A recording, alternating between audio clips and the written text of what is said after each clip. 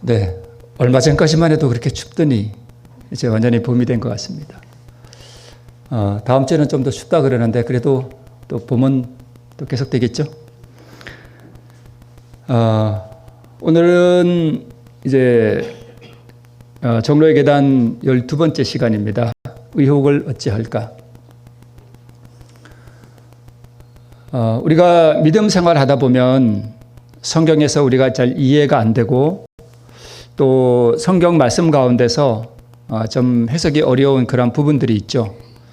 그런 부분들 때문에 우리의 마음에 의심이 일어날 때 이것을 어떻게 우리가 할 것이냐 하는 그런 부분들을 좀 다루고 있습니다. 자, 성경을 읽다 보면 정말 어떻게 우리의 상식이나 우리의 이성으로 이해할 수 없는 그런 것들이 성경에 있고 또 성경을 읽다 보면 우리가 해석하기에 참 난해한 그러한 부분들이 또 있습니다.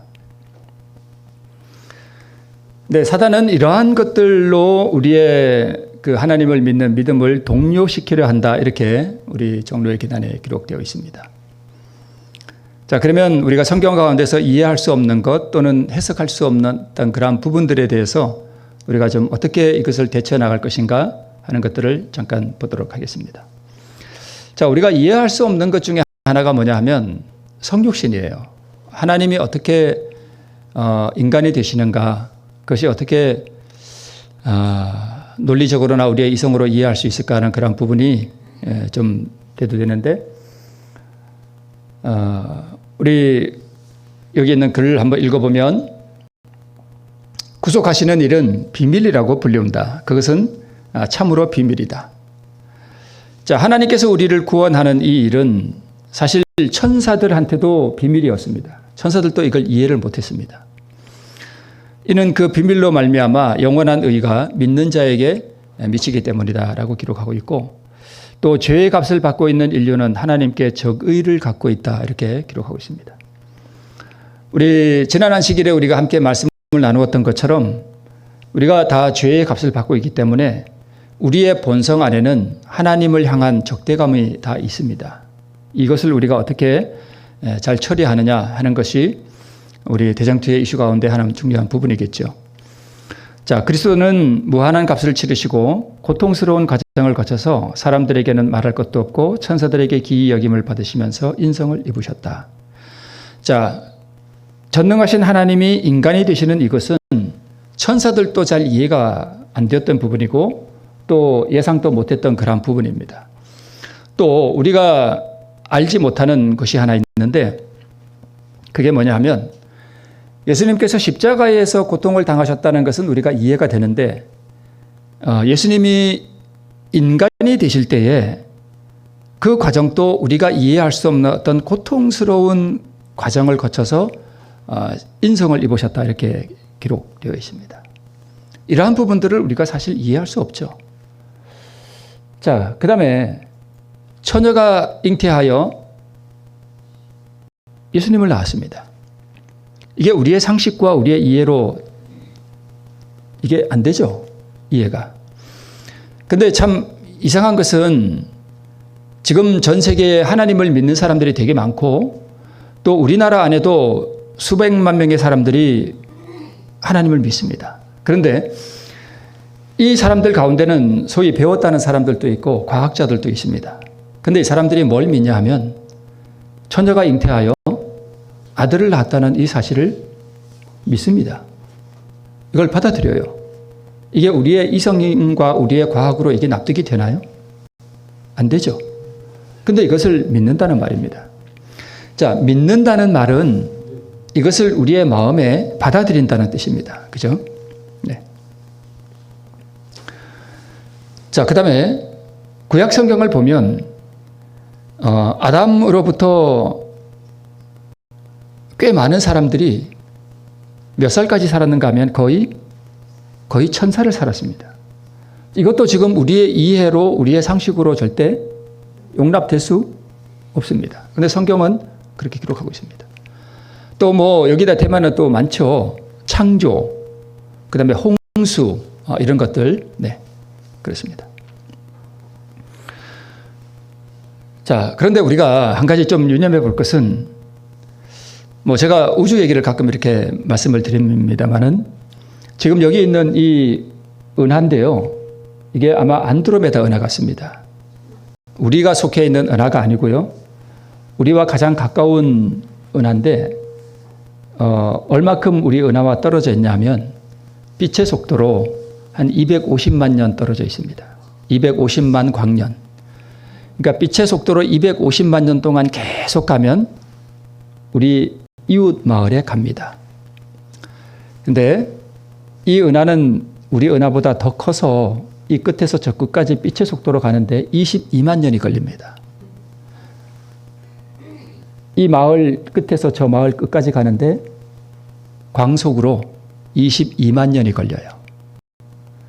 참 광대하죠. 저 은하가. 근데 저 은하도 우주 안에 갖다 놓으면 태평양 바다 안에 점 하나 같아요.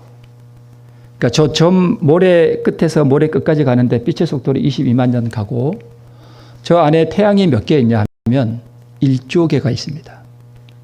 태양만 1조 개. 하나하나 태양을 세면 1조 개가 있다고 그래요. 그러니까 과학자들이 대략적으로 추산한 것입니다. 자, 신이 과연 존재하는가?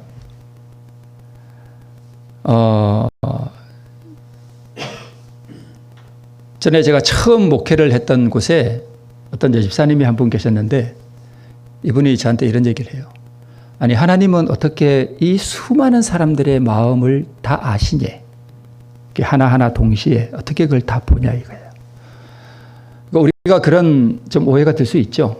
하나님은 어떤 분이시길래 동시에 우리 수십억 사람들의 그 기도를 다 들으실 수 있고 또 그 마음을 다 헤아리실 수 있고 무슨 생각을 하는지 다 아시고 그러신단 말이에요. 그죠?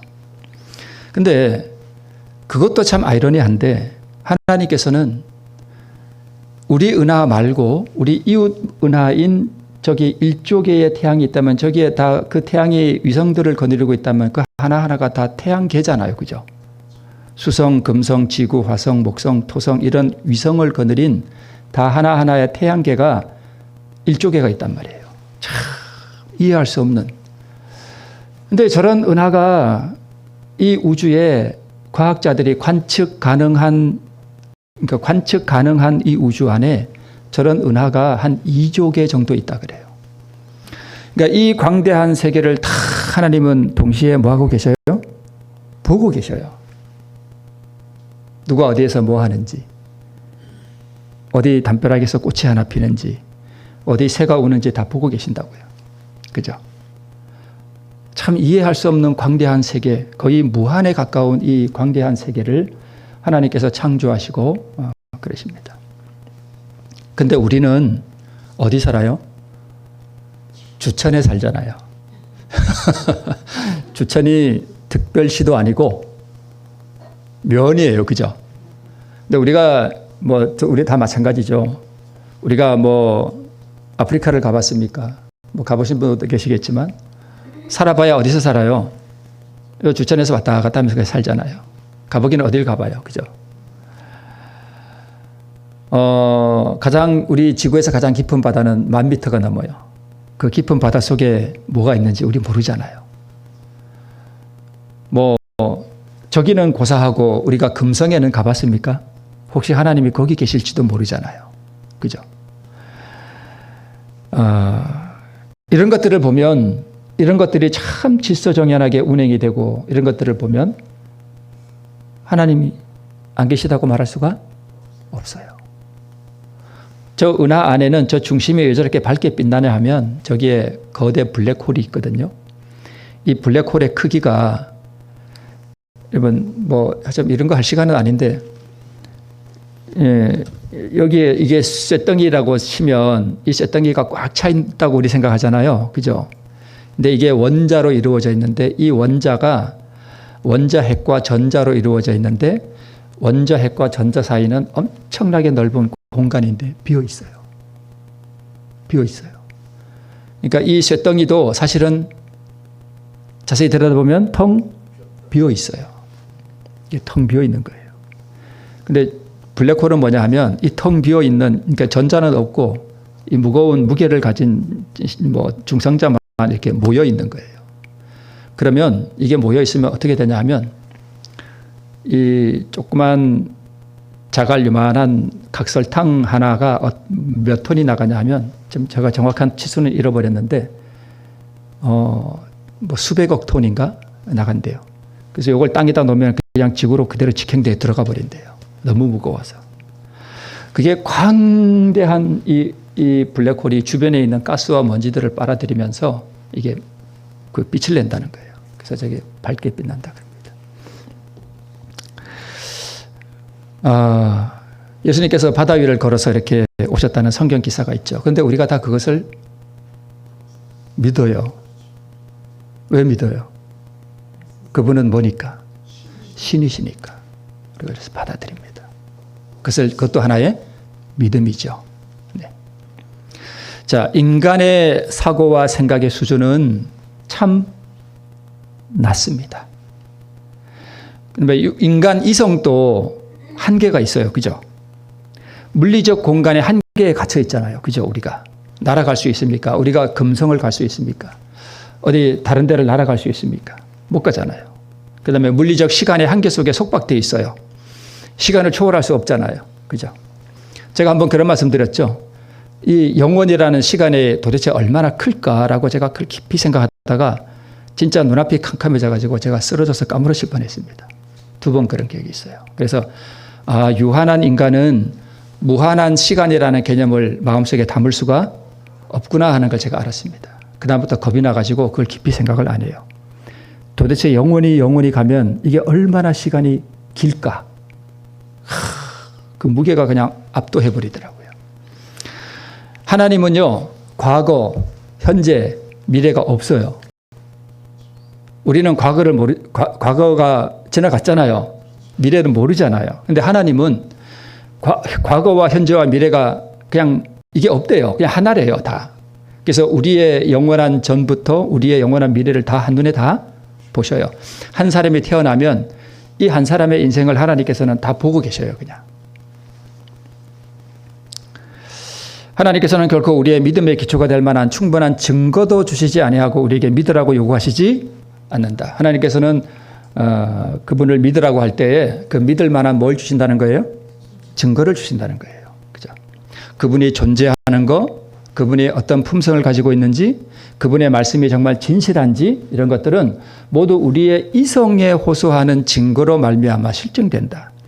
그러니까 하나님께서는 우리의 이성으로 생각해서 그분을 믿을 만한 증거들을 우리에게 충분히 주신다는 것입니다. 그래서 우리의 믿음은 증거 위에 세울 것이요 실증 위에 세울 것이 아니다. 이게 무슨 말씀인가 하면 증거는 주셨으되, 자, 예를 들어 이것입니다. 자, 하나님을 보이라. 하나님 보신 분이 있습니까? 없잖아요. 그런데 우리는 믿어요. 뭘 보고 믿어요? 그분이 계신 증거를 보고 믿는 거예요. 자, 가령 태초에 하나님이 천지를 창조하시느라, 이거 우리가 믿잖아요. 하나님이 창조하셨다는 거 믿습니다. 그런데 실증하라 그러면 하나님께서 창조하는 모습을 우리가 보여야 돼요. 그게 실증이에요. 그죠? 근데 뭐는 있어요? 증거는 있어요. 이것을 실증할 수는 없지만 증거는 있습니다. 이게 증거예요. 그죠? 이게 증거잖아요. 하나님께서 만드셨잖아요. 하나님이 태초에 천지를 창조하시라. 공중에는 뭐가 나르라? 새가 나르라. 하나님이 흙으로 사람을 빚으셨고 죄가 들어왔고 너희는 죄인이 되었으니 너희는 다시 흙으로 돌아가라. 그러니까 죽어서 흙으로 돌아가잖아요. 다 하나님 말씀에 있잖아요. 이 세상에 수많은 종교가 있지만 하나님께서 금하신 게 있습니다. 모든 종교 안에. 뭐를 금하셨는가 하면 세상에 속한 그 신들이 세상을 창조하셨다는 것은 못하도록 막아놓으셨습니다. 오직 누구만이 조물주예요? 하나님만이 조물주예요. 창조주예요. 네. 그래서 우리가 하나님이 계신다는 것을 실증을 무엇으로 하는가 하면 뭘로 하는가 하면 증거로 합니다. 여기 있잖아요. 다. 그죠? 있잖아요. 자, 품성에 대한 증거. 이것은 제가 지난 안식일에 한 건데 제가 이것 하고 나서 또 후회했습니다. 내가 그 얘기를 왜 했을까 그러고. 자, 그런데 저는 하나님이 계시다는 걸, 물론 저는 뭐 이런 꽃을 보고 이런 것 보면서도 하나님이 계시다는 걸 우리 여러분 다 믿습니다만은 증거가 있어야 되잖아요. 그죠? 증거 위에 세워야 돼요. 그렇다면 이것을 창조하신 걸 하나님이 믿는다고 우리가 구원받는 것은 아니에요. 그것도 믿음이긴 합니다만 구원하는 믿음은 아니에요. 하나님께서 세상을 창조하셨다는 것을 믿으면서도 지옥 가는 사람 많습니다. 근데 무슨 증거는 가져야 되는가 하면 이게 엉덩이에 뿔난 아들이 누구냐면 저예요. 그러니까 제가 지난 안식일에 그 엄청 열받았던 얘기 했잖아요. 근데 제가 예수님이 선하시고 자비하신 분이라는 증거를 저는 가지고 있어요. 그게 어떻게 가지고 있냐 하면 제가 그렇게 화가 나가지고 하나님 살려주세요 했을 때 지난 시간에 우리가 들었잖아요. 그분이 저에게 하신 말씀이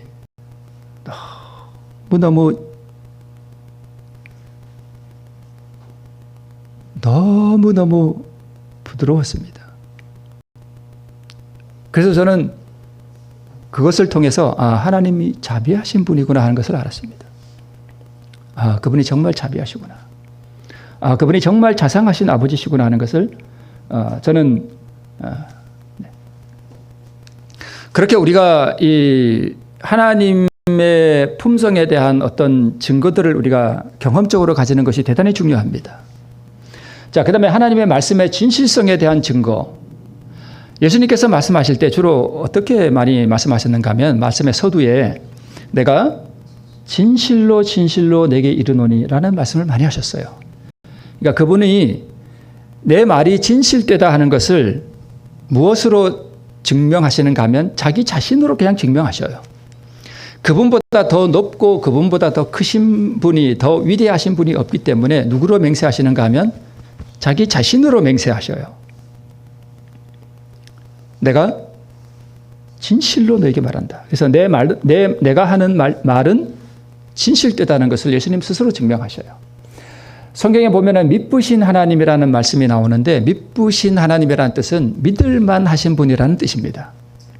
그분은 믿을만 하신 분이다라는 것을. 자, 사람들은 자기보다 더 큰 자를 가리켜 맹세하나니 맹세는 저희 모든 다투는 일의 최후 확정이니라. 하나님은 약속을 기업으로 받는 자들에게 그 뜻이 변치 아니함을 충분히 나타내시려고 그 일에 맹세로 보증하셨나니, 즉 하나님의 말씀의 진실성은 하나님은 뭘로 보증하시는가 하면 맹세로 하신다는 거예요. 그런데 하나님보다 더 큰 이가 없어요. 제가 만약 하나님의 이름으로 맹세하면 안 되지만 만약에 하나님으로 맹세한다면 그분이 보증하시는 거잖아요. 근데 그분은 그분 자신으로 보증하셨나니 이는 하나님이 뭘 하실 수 없는가 하면 거짓말을 하실 수 없는 이 두 가지 변치 못할 사실을 인하여 앞에 있는 소망을 얻으려고 피하여가는 우리로 큰 안위를 받게 하려 하십니다. 이렇게 말씀하셨는데 우리가 어떻게 안위를 받아요? 그분이 다시 오셔서 너희를 하늘에 데려가리라고 하는 이 말씀도 우리가 어떻게 그 말씀으로 안위를 삼고 이 험한 세상에서 그것을 우리의 복된 소망으로 삼을 수 있는가 하면 그분의 말씀이 뭐하다는 거예요? 진실되다는 것 때문에 우리가 소망을 삼을 수 있다는 거예요. 네. 그리고 그분이 그것을 맹세로 우리에게 보증해 주셨다는 그 사실이 우리로 하여금 안위를 준다는 것입니다. 그리고 자, 성경에 설명할 수 없는 성경의 난 문제, 뭐 처녀가 잉태하여 아들을 낳는 그러한 문제 같은 거, 이러한 문제가 오히려 하나님이 계시다는 뭐가 되는가 하면 증거가 됩니다. 만약에 신성의 일을 인간이 다 이해할 수 있다면 그 신은 더 이상 신이 아닙니다. 신은 무한하고 인간은 유한해요. 아까 우리 그 안드로메다 은하 보셨잖아요. 그 안에 태양만 몇 개가 있다고요? 1조 개가 있어요. 그런 이 우리가 관측해보곤 인간이 그 허블 망원경이나 제임스 웹 우주 망원경을 통해서 이 우주를 관측해서 관측 가능한 범위 내에 있는 은하들을 살펴봤는데 제일 큰 은하를 발견했는데 IC1101이라는 이름을 붙인 은하가 있는데 그 은하는 너무너무 커서 태양이 100조 개가 있대요. 안드로메다는 몇 개고요? 1조개. IC1101이라는 은하는 태양이 100조개가 있어요. 그 안에. 너무너무 광대해요. 신은 무한하고 인간은 너무 유한해요. 그러니까 어떨 때는 이렇게 그런 생각을 해봐요. 진짜 우주의 티끌 같아요, 인간이. 그 지구라는 그 티끌 가운데 따닥따닥 붙어 살면서 서로 더 먹겠다고 싸우고, 제 모습을 봐도 참 이 마음속에 누가 좀 뭐라 그러면 자존심 상해하고, 그런 모습을 보면서 어떻게 이 모든 우주를 창조하신 그 무한하신 하나님이 이 티끌 같은 아무것도 아닌 인생을 위해 자기 생명을 버릴 수 있을까? 그런 것들을 이렇게 가만히 생각해 보면 그냥 생각이 아득해져요. 어떻게 그럴 수 있을까? 어떻게 하나님이 그러실 수 있을까? 참 이해할 수 없습니다. 이게 무슨 얘기냐면 제가 조금 했을 때 그냥 위에 배꼽 나오는 티 하나 입고 머리 빡빡 깎고 떼국물 쫄쫄 흐르는 그 어릴 때 모습 여러분 상상되시죠? 다 우리 장로님도 아마 그러셨을 것 같아요. 그럴 때 제가 그 기찻길 바로 옆에 살았어요. 저희 집이 그야말로 기찻길 옆 오두막집이었습니다. 근데 제가 가끔 이 오두막에 이렇게 서가지고 철길을 이렇게 바라봤어요. 그 기억이 아련히 제가 나요. 그 철길 서가지고, 그러니까 어렸으니까 멀리 못 가잖아요. 그 집에서만 뺑뺑 돌잖아요. 아주 어리니까. 그 철길에 서가지고 제가 궁금했던 게 있어요. 저 철길 끝에는 뭐가 있을까? 그 어린 가슴에 그게 궁금했어요. 저 끝에 가면 저 끝에는 뭐가 있을까? 자꾸 이게 잘못되는 게, 제가 이거 하다가 자꾸 수정하다 보면 이게 자꾸 이렇게 나중에 나올 게 먼저 나와 있을 때가 있습니다. 이게 수정을 하다 보면 자꾸 그렇게 돼요. 죄송합니다. 자, 근데 기차를 만들고 기찻길을 놓은 이의 그 지혜와 그 지식과 경험을 저 기찻길에 서서 저 기찻길 뒤에는 뭐가 있을까라고 하는 이 아이가 이해할 수 있을까요? 마치 창조주와 저 안드로메다 은하 저 밖에는 저 안에는 뭐가 있을까라고 생각해보는 아이와 같은 그런 모습. 하나님은 무한하시고 인간은 유한합니다. 네. 아무리 비천한 생물이라도 매우 지혜가 많은 철학자의 능히 설명할 수 없는 난 문제가 된다. 가장 조그만 모기라든가 빈대라든가 이런 거에서 일어나는 그 생명의 그 메커니즘도 그 가장 지혜고 있고 지식이 있는 과학자들도 그것을 다 이해하지 못합니다. 우리의 지식 범위 이상의 신기한 것들이 도처에 있다. 그러면 신령한 사물에 있어서 우리가 이해할 수 없는 신비한 것들이 있는 것을 보고 이상히 여길 것인가? 문제는 순전히 인간이 생각이 좁고 약한 데에 있다.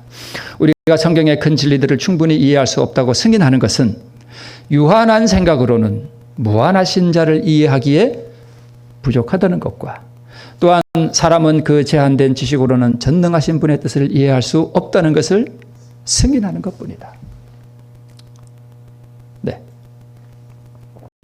우리는 마치 철길 위에 서서 저 철길 끝에 가면 저기에는 뭐가 있을까라고 궁금해하는 보잘것없는 어린 아이와 같고, 하나님은 철길을 놓으시고 기차를 만드시고 이것을 운행하시는 분이라는 것을 인정하는 것밖에 없습니다.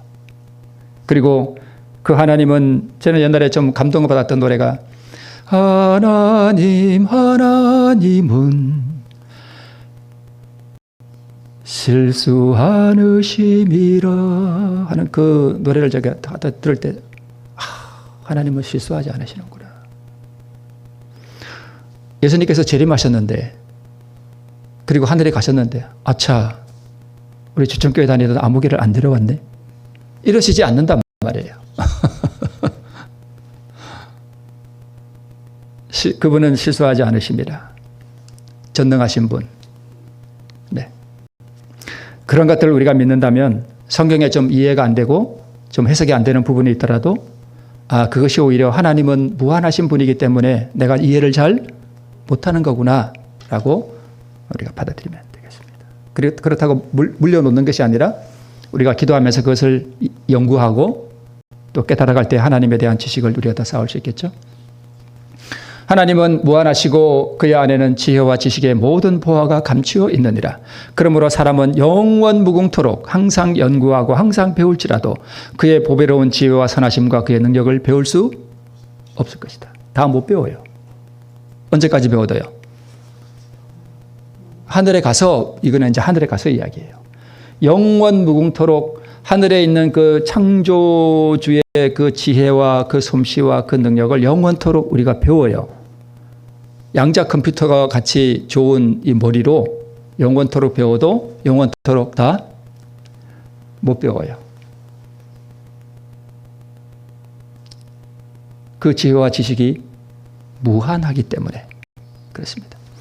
우리가 하나님의 지혜와 그분의 능력을 아는 지식을 아무리 터득할지라도 거기에는 언제나 뭐가 남아있대요? 무한대가 남아있대요. 하나님에 관한 지식이 이만큼이라면 하늘에 가서 좀 이렇게 연구해갖고 이제 한 요만큼 이해하고 이제 한 반 남았다. 이런 게 없다는 거예요. 영원토록 그분에 대해서 배웠는데 그분에 대해서 배울 게 또 얼마큼 남아있대요? 무한대로 남아있다는 거예요. 이게 이해가 안 된다는 거예요. 영원토록 배워서 너무너무 많이 배웠는데 얼마큼 또 남아있대요? 무한대가 남아있대요. 이게 뭐에도 적용되는가 하면 그분의 사랑, 그분의 의를 아무리 깨닫고 또 깨달아도 그 의가, 그 사랑이 얼마나 큰지 그 배워야 할 그분의 품성에 대한 부분이 얼마큼 또 남아있다는 거예요? 무한대가 남아있다는 거예요. 이거 우리가 도저히 이해가 안 되는 부분이에요. 구속의 과학을 이해하고 세상의 생명을 위하여 무한하신 하나님의 아들께서 당신의 생명을 주시는 일이 무엇을 의미하는지 약간이나마 이해하는 데는 무슨 시간이 소요된대요? 영원이라는 시간이 소요될 것이다. 이거 제가 한번 언제 소개했던 글인데요. 이 광대한 무한한 우주를 창조하시고 거기에 에너지를 공급하시고 참 인간이 이해할 수 없는 절대적인 힘을 가지신 그 하나님이 이 죄로 쪼들어버린 이 보잘것없는 티끌 같은 인생을 위해서 자기의 생명을 무한히 희생시켜버린 이것이 무엇을 의미하는지 조금 이해하는데 얼만큼 시간이 걸리는가 하면 영원이라는 시간이 걸린대요. 근데 영원이라는 시간이 걸려서 조금 이해했다고 치더라도 이 사랑을 영원한 세월을 흘러도 완전히 이해하는 때는 오지 않습니다. 많이 남아 있습니다. 제가 마치 영원이라는 시간을 다 몰려다가 까무러쳐 버릴 뻔했던 것처럼 눈앞이 캄캄해진다는 걸 저는 그때 알았습니다. 이것이 하나님이에요.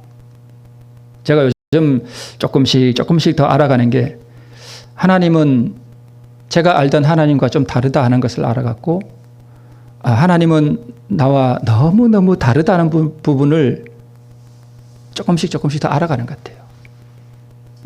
인간과는 너무 다른 분이구나. 하나님의 창조의 능력을 이해하는 것, 그 창조의 위대함과 신비를 연구하고 이해하는 것, 티끌 같은 죄인을 위해 자기의 그 영원한 신성의 생명을 영원히 포기해버리는 이 무한한 희생에 나타난 이 무한한 자비를 깨닫는 것, 이것들은 영원히 배워도 끝이 없다는 것. 이해하고 깨달을수록 행복과 사랑과 찬양은 더욱 깊어진다. 하늘에 들어갈 때 그 예루살렘 그 진주 성문을 열고 그 정금 길을 걸어서 제가 며칠 전에는 여기 나가서 주천 강변에 앉아서 그 길이 살겠네 그 찬미를 한번 이렇게 들어봤습니다. 길이 살겠네 나 길이 살겠네. 불같은 영광이 흘러가는 그 수정같이 맑은 생명수 강가에 우리가 섰을 때에 다시는 영원한 사망과 슬픔과 아픔과 고통이 없는 무한한 영원한 세월이 펼쳐졌을 그때에 얼마나 그 행복할까. 그런데 영원한 세월이 흘러가서 그 예수님의 사랑과 그 희생의 공로가 얼마나 위대한 것인지를 배워가면 배워갈수록 인간의 행복은 더 커진다는 거예요. 그 사랑도 더 깊어지고 그분을 향한 찬양도 더 커진다는 것입니다. 언제까지요? 영원토록. 또 영원토록. 네. 그래서 인간이 구원을 받아서 하늘에 가는 게 얼마나 위대한 것인지 우리는 지금 그림을 그릴 수조차 없다 그랬습니다. 그 하늘의 영광을 우리가 묘사할 수조차, 그것을 시작할 수조차 없다 그랬습니다.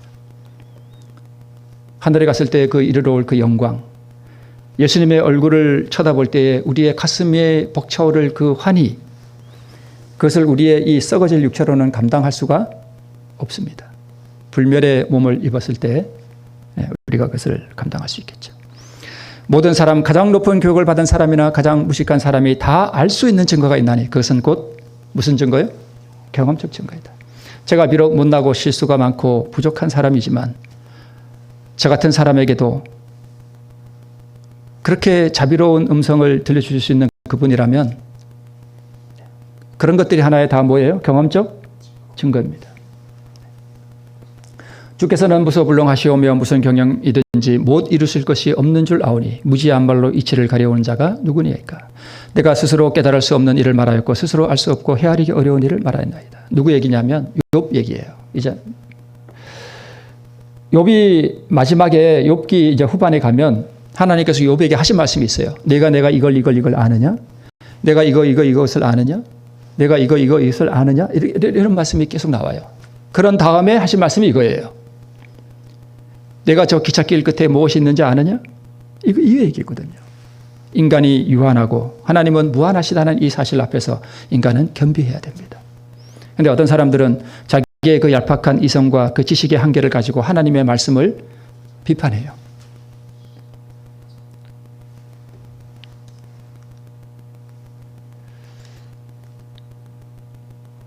하늘에 가면 우리 주님께서 이 땅에서 우리가 겪었던 그 고난의 신비들을 다 뭐 해주시는가 하면 설명해 주신다 그랬습니다. 우리 이 땅에서 우리가 좀 어렵고 좀 힘들더라도 우리에게는 무엇이 보장되어 있는가 하면 영원한 내세가 우리에게 약속되어 있습니다. 그래서 우리 그날을 우리가 좀 이해하기 어렵고 또 그러한 곤란한 문제들이 있을지라도 하나님의 전능하심과 그분의 무한하심 또 우리의 연약함과 우리의 유한한 이것을 우리가 생각하고 우리 주님을 더욱 믿는 그 믿음의 반석 위에서 우리 그 길을 끊임없이 걸어가는 우리 모든 성도들 되시기를 바라면서 말씀을 마치겠습니다.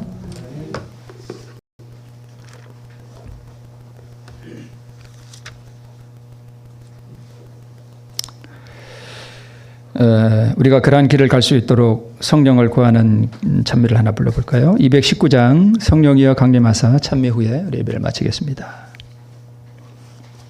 219장입니다.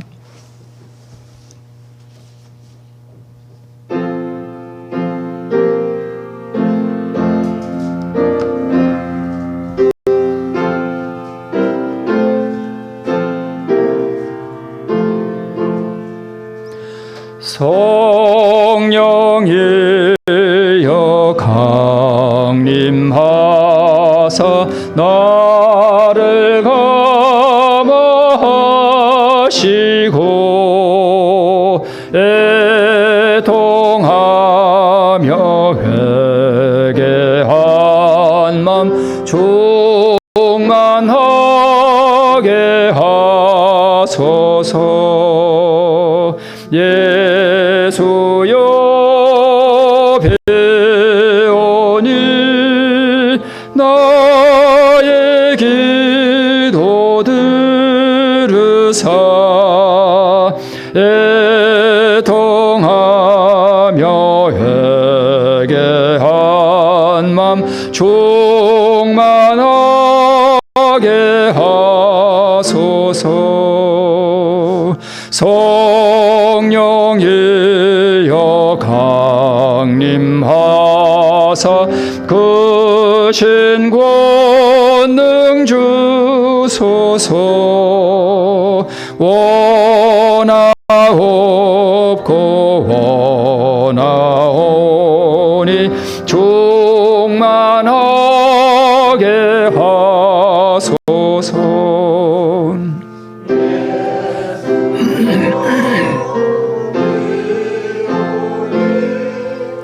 나의 기도 들으사 애통하며 회개한 맘 충만하게 하소서. 힘이 없고 연약하나 엎드려서 비오니 성령 강림하시어서 충만하게 하소서. 예수여 배우니 나의 기도 들으사 애통하며 회개한 맘 충만하게 하소서. 정케하고 위로한 복을 받게 하소서. 충만하게 하셨으니 무한 감사합니다. 예수여 배우니 나의 기도 들으사 애통하며 회개한 맘 충만하게 하소서.